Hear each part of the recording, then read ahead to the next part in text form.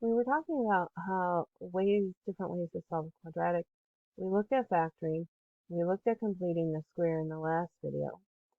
And now we're going to look at the quadratic formula.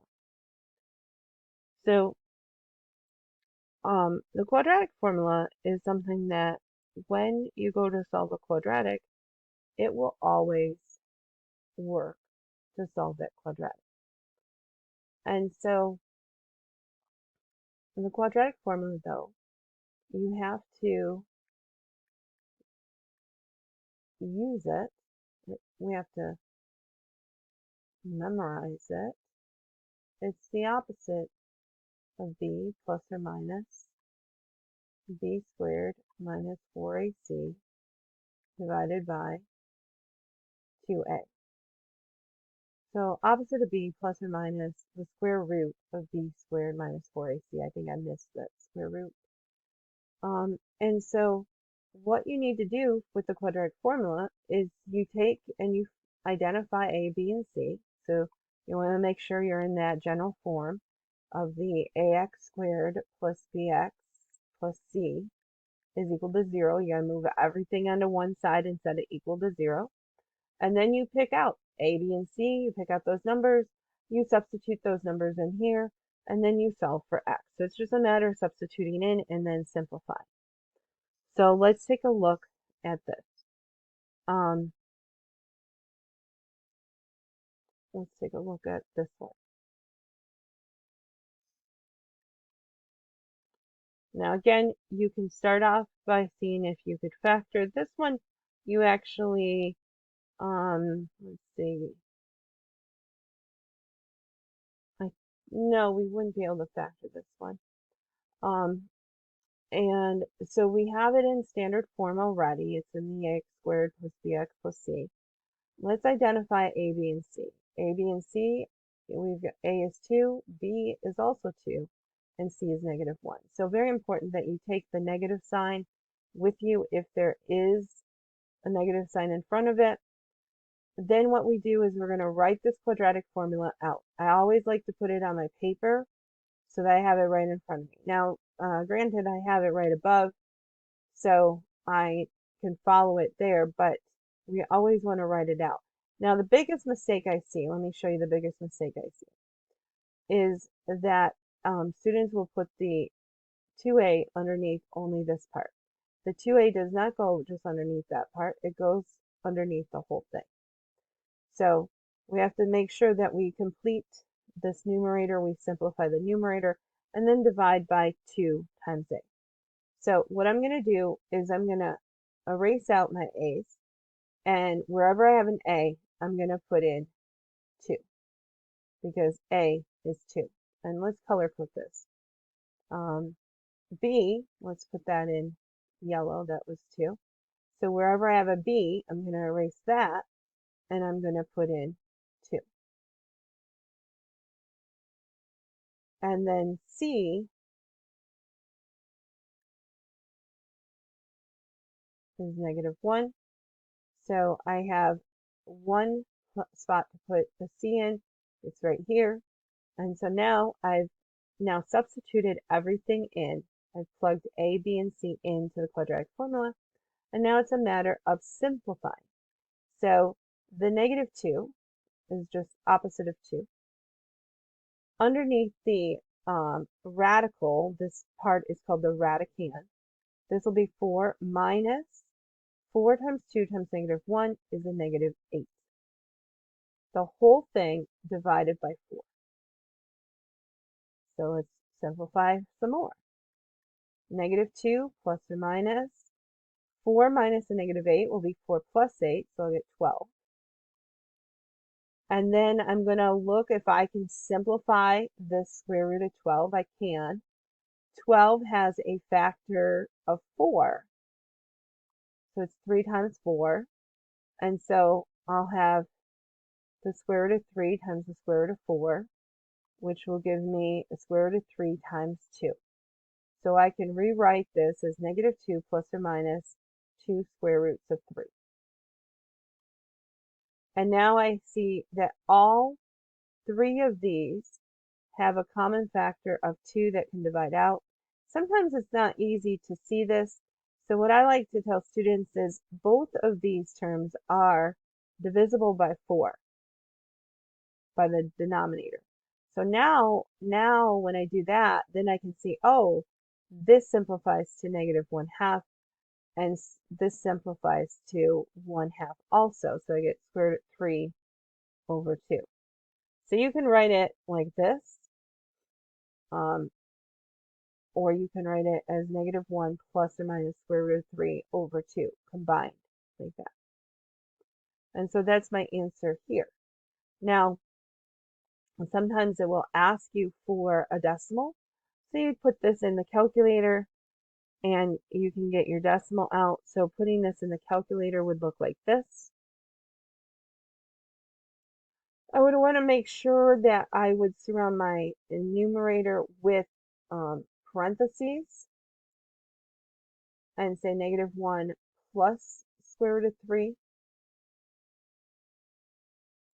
And then surround, if your calculator puts parentheses, make sure you close those parentheses. But I've surrounded the numerator and then I hit divide by 2. That's my one answer. And then I'd round it to the appropriate place. And then to get the next answer, since I already have this typed in, what I can do is hit second enter. So at the bottom right corner, second enter, and it will pull down the previous entry. And then I can go back and switch this plus sign to minus for the second value and negative 1.366. So those are my decimal approximations. If it asks for exact value, this is what you want to answer. Now, the next thing that we want to discuss is, remember, let's go back to what I said at the beginning. There are 3 possibilities that can happen. There is where you can have 2 x-intercepts, like the one we just did.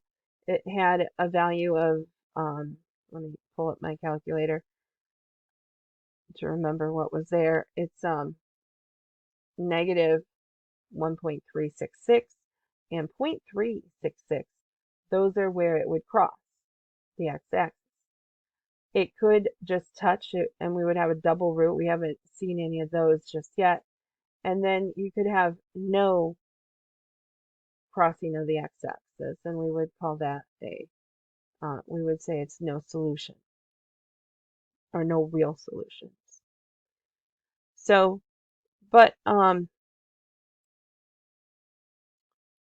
can tell which of these 3 will happen by looking at one thing in the quadratic formula. And that one thing is, let's go back to the quadratic formula.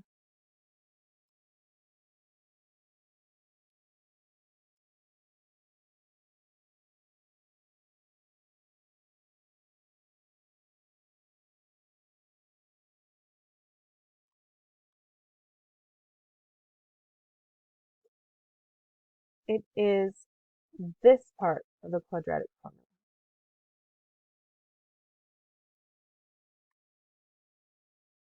And it's called the discriminant. The discriminant of the quadratic equation determines the number and types of solutions. So I'm just looking at the b squared minus 4ac.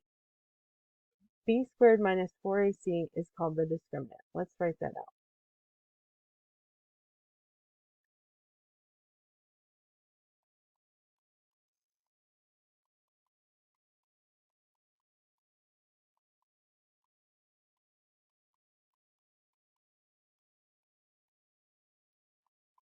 And the discriminant determines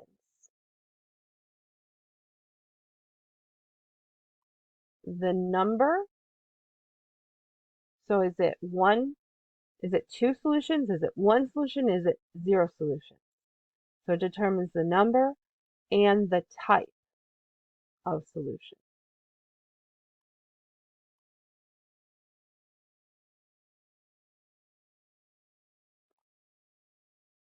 So there are, like I said, three possibilities.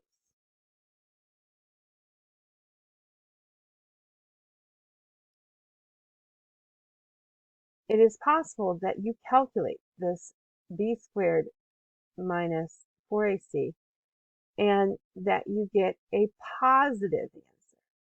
If you get a positive number, then there are two real solutions. And if I was to graph that, that would mean my parabola would look like this. And I would have an intercept here and an intercept there. And again, I'm not saying that the parabola opens up. It could open down or up. That depends on A. I am talking about there's going to be two crosses. It will cross in two spots of the x-axis. So it will cross in one spot here and another spot somewhere else. Two intersections. Not intersections, sorry. Two intercept. Two x-intercepts. The other possibility is that you end up with the number 0. For b squared minus 4ac, you plug everything in and you end up with 0. That means that there is one real solution. It's a double solution. So when you go to graph it, what it's going to look like is your parabola will look something like this, and it only will have one x-intercept. So it crosses in one spot. And the third possibility is that you end up with a negative number.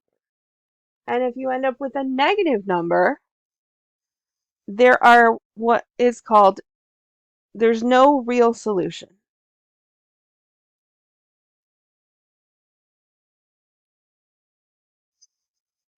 We say there are two imaginary solutions.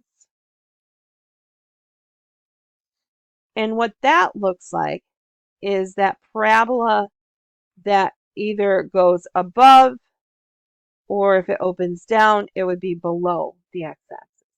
So it does not cross at any point.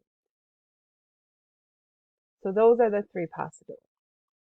So let's take a look at a problem. Now notice when I put these problems out, it will, when you see them in the ALEX, it will say complete the discriminant or find the discriminant. I guess I don't think complete is the right word here. It'll say find the discriminant, and then it will say determine